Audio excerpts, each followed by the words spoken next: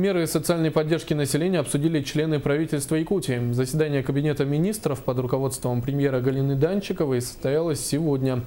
Зрители НВК «Саха» могли наблюдать его в прямом эфире. Одной из главных мер поддержки является социальная помощь малоимущим семьям и одиноко проживающим гражданам Якутии.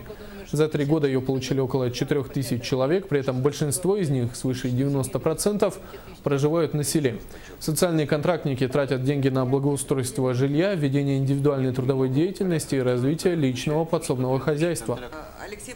Это система, которая будет внедрена в полной мере. Она у нас работает, но это будет в полной мере это запущено с 1 января 2017 года для того, чтобы повысить